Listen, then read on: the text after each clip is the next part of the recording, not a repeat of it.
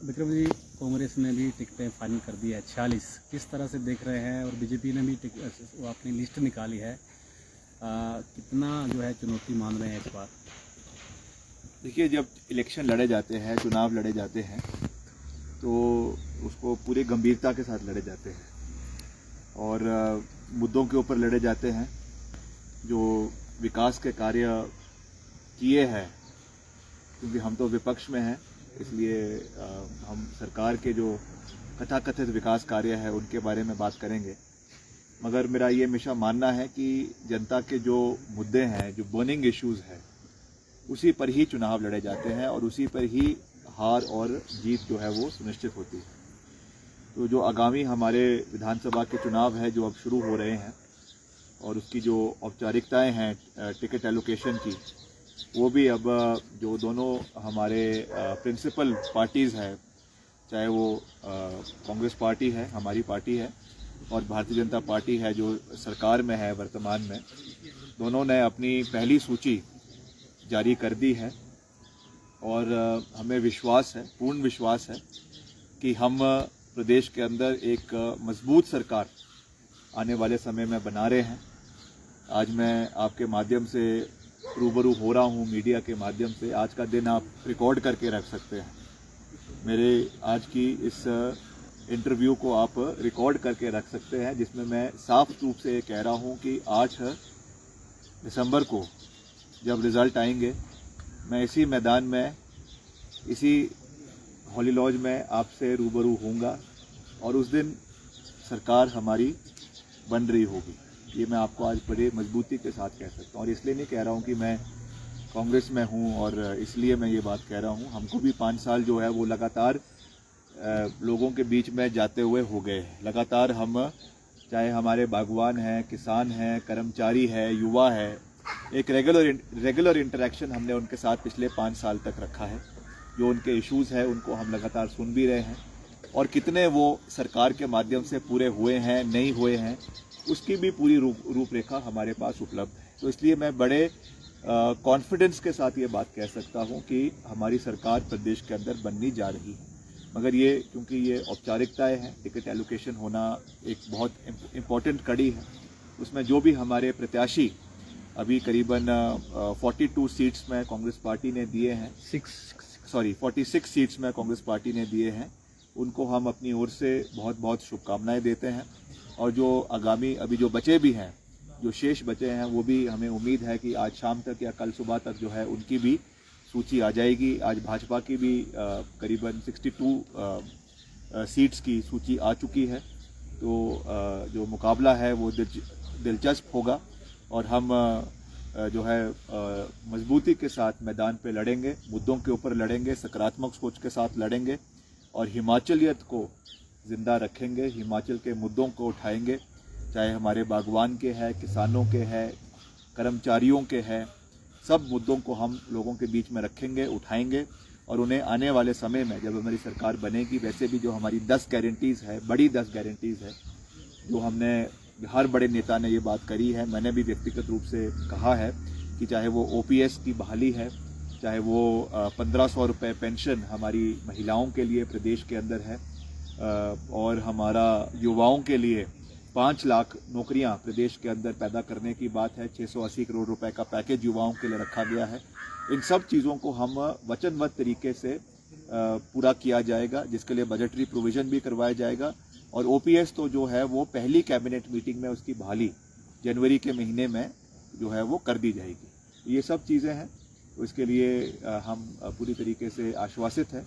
जहाँ तक मेरा अपना निर्वाचन क्षेत्र है शिमला ग्रामीण, अभी करीबन 2-3 दिन पहले हमने एक बड़ा सफल कार्यक्रम वहाँ पे किया है और पूरे निर्वाचन क्षेत्र के लोग वहाँ पर आकर उन्होंने हमें पूरा विश्वास दिलाया है कि हम पूरी मजबूती के साथ जीतेंगे भी और एक निर्णायक तरीके से जीतेंगे। और मैं एक विधायक के प्रत्याशी के रूप में फिर से शिमला ग्रामीण से जो है वो अपना नामांकन 21 अक्टूबर को सुबह करीबन 12 बजे, दोपहर 12 बजे जो है वो DC ऑफिस में, SDM के दफ्तर में रिटर्निंग ऑफिसर के माध्यम से जो है इसको हम फाइल करेंगे। और उसके बाद आगामी हमारी जो है वो पूरी की पूरी प्रचार प्रसार शुरू हो जाएगा। और उसके अलावा और भी जहाँ जिम्मेवारी हमें कांग्रेस हाईकमांड प्रदेश कांग्रेस कमेटी देगी, क्योंकि शुक्ला जी ने हमसे ये आदेश किया है कि आपको और भी कई इलाकों में चुनाव प्रचार के लिए जाना है, तो जहाँ जहाँ हमारी ड्यूटी लगाई जाएगी वहाँ पर भी हम पार्टी को मजबूत करने के लिए जाएंगे। और जो भी हमारे प्रत्याशी है, कांग्रेस पार्टी के घोषित प्रत्याशी है, उनके लिए हम पूरी मजबूती के साथ कार्य करेंगे और पार्टी को सत्ता में लाने के लिए वापस पूरा प्रयास करेंगे। भाजपा ने 11 सीटिंग विधायक के टिकट काटे हैं, 2 मंत्रियों के बदले भी हैं, जबकि एक मंत्री के बेटे को टिकट दिया है। क्या लग रहा है, बीजेपी अपने कैंडिडेट्स जो जीते हुए थे उनको लेकर श्योर नहीं है कि वो दोबारा जीत पाएंगे?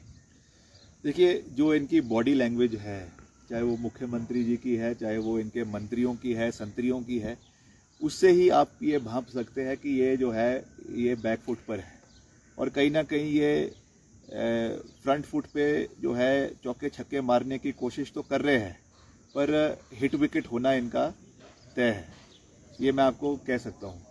और जिस तरीके से इन्होंने अपने कई सिटिंग विधायकों के टिकट काटे हैं, वो इस चीज़ को दर्शाता है कि जो बात हम विधानसभा में लगातार कह रहे थे कि चाहे इनका करसोग का विधायक है, इनका आनी का विधायक है, they were nothing but dummies, puppets in the hand of the government. ना वो कोई मुद्दे उठाते थे विधानसभा के अंदर, ना वो कोई जो है वो विकास के कार्यों की बात विधानसभा के अंदर करते थे। वही आपका जो धरंग के विधायक थे, उनके भी वही हाल थे।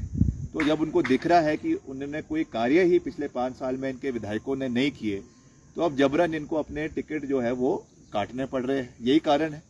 और हमने अपने विधायकों ने अच्छी परफॉर्मेंस दी है, मजबूती के साथ काम किया है, इसलिए हमको जो है पार्टी ने हमारे अंदर फिर से विश्वास जताया है। हम लोगों के बीच में फिर से जाएंगे, जनता का समर्थन फिर से प्राप्त करेंगे और आगे बढ़ेंगे।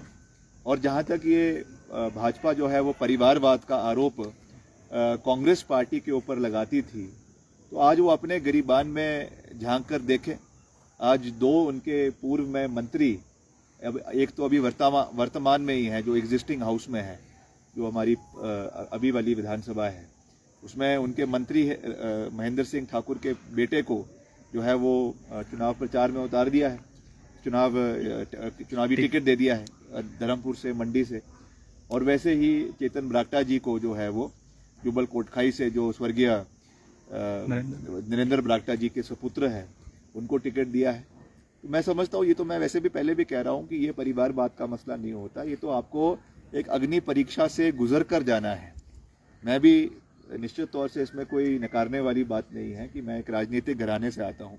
मेरे पिताजी 6 बार प्रदेश के मुख्यमंत्री रहे हैं और एक बड़ा नाम उनका प्रदेश के अंदर था, मगर अल्टीमेटली हमको जो लिटमस टेस्ट है वो तो पास करना पड़ेगा, जनता का आशीर्वाद भी प्राप्त करना पड़ेगा और उनके सहयोग से ही हम विधानसभा की दहलीज को पार कर सकते हैं। अगर हम उनका समर्थन लोगों का नहीं मिलेगा तो हम विधानसभा नहीं पहुंच पाएंगे। तो इसलिए हमको इन चीज़ों को जो है वो पीछे रखते हुए मुद्दा आधारित राजनीति करने की आवश्यकता है। जो इश्यूज़ है प्रदेश के उन पे हम लड़ेंगे, चाहे वो बागवानों के हैं, किसानों के हैं, कर्मचारियों के हैं। और जो वर्तमान सरकार है, ये तो इतिहास की सबसे निकम्मी सरकार है, ये तो आप लोगों को बहुत अच्छी तरीके से आप जानते हैं। कोई ऐसे कार्य नहीं है जो 5 साल में इन्होंने जो शुरू किए और कंप्लीट हुए। एयरपोर्ट की मैंने कितनी बारी बात करी, इनका अंतर्राष्ट्रीय हवाई अड्डा आज तक 1 ईंट उसकी नहीं लगी है।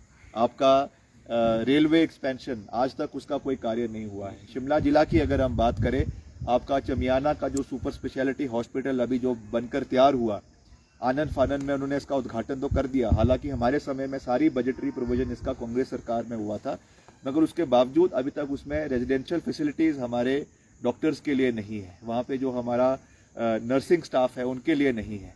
रोड्स की अभी तक वहाँ पे सड़क की जो है गाड़ियों का प्रोविज़न हॉस्पिटल तक नहीं है। ऐसी हालत में जो ये केवल उद्घाटन पे उद्घाटन कर रहे हैं, इससे ये सरकार का बेड़ा पार नहीं होने वाला है। और वैसे भी अब कोड ऑफ कंडक्ट लग चुका है। अब पता चलेगा कि कौन कितने पानी के अंदर है, क्योंकि पहले तो सरकारी खर्चे के ऊपर रैलियां हो रही थी। जो पहले की इनकी भीड़ जुट रही थी वो लाभार्थियों की भीड़ थी।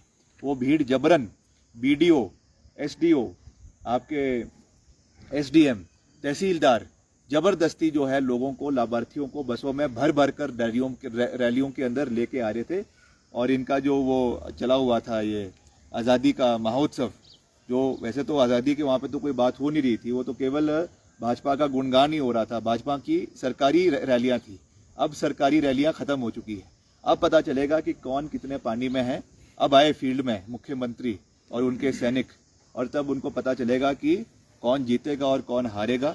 मैं दावे के साथ ये कह सकता हूँ कि इनकी 4-5 मंत्रियों की विकेट उड़ने वाली है, और इस बारी जनता जो है वो इस सरकार को हरिद्वार भेजने का पूरा इंतजाम कर चुकी है। टिकट के बाद कुछ विधानसभा क्षेत्रों में बगावत के सुर भी उठ गए हैं, चाहे चौपाल हो या बंजार हो या दूसरे जो विधानसभा क्षेत्र हैं, उनको किस तरह से शांत किया जाएगा? देखिए, सब चीज़ों को बिल्कुल तरीके से हैंडल किया जाएगा। ये ऐसा नहीं है कि कांग्रेस में ही है, अभी भाजपा की भी सूची निकली है, उसमें भी इस तरीके की बगावती सुरें उठनी शुरू हुई है। मगर हमारा जो कांग्रेस हाईकमांड है, प्रदेश के वरिष्ठ नेता है, वो सब इन लोगों से संपर्क बांधे हुए हैं, इनसे बात करेंगे, इनको समझाएंगे। टिकट तो एक व्यक्ति विशेष को ही मिलना है, मगर पार्टी को जिताना ज़रूरी है, संगठन को जिताना ज़रूरी है।